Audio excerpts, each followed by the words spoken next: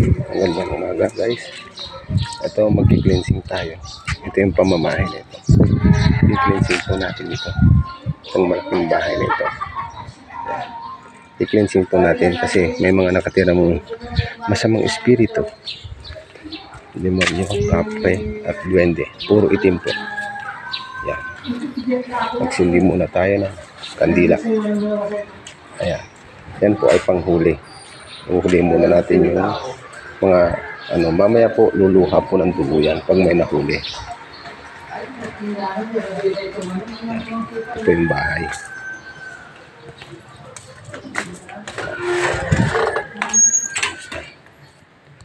Ito yung bahay po.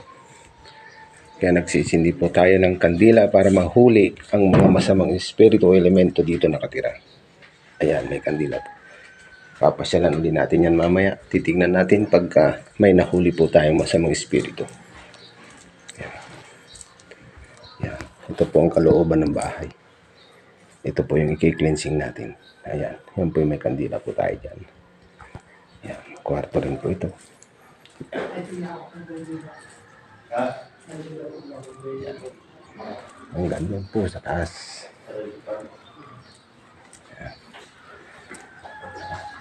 Yan. Ito po, napakalaki itong bahay ni sir. Yan po yung may-ari. Ayan, may kandila po tayo dito. Yan, panghuli ng masamang espiritu. Pero po yan, ipapatay nyo yan. Kwarto. May kandila din doon. Ayan, napakalaki itong bahay na ito. Mansyon. Ayan guys.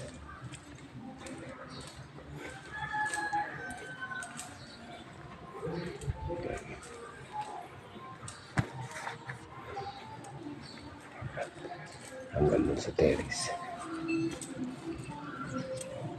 Yan.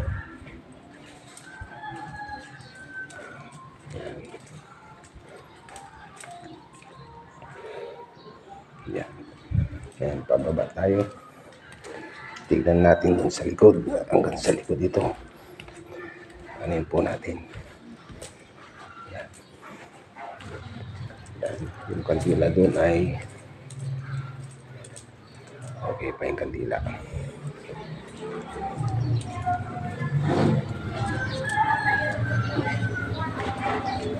Ayan, si sir.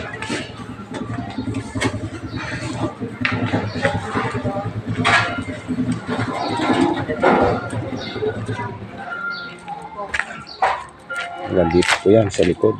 Kikleansing po natin.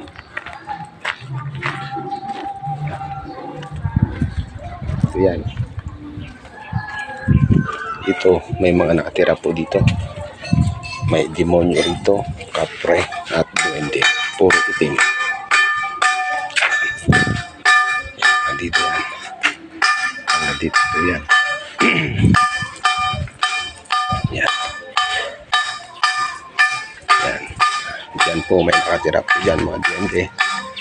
Yan. Duwende itim nakatira dito.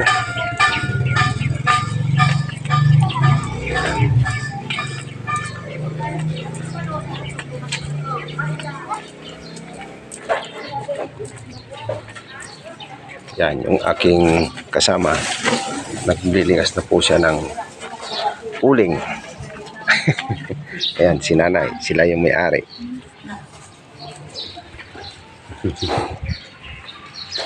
Itong bahay na yan sa kabila, yan, na-cleansing din po natin.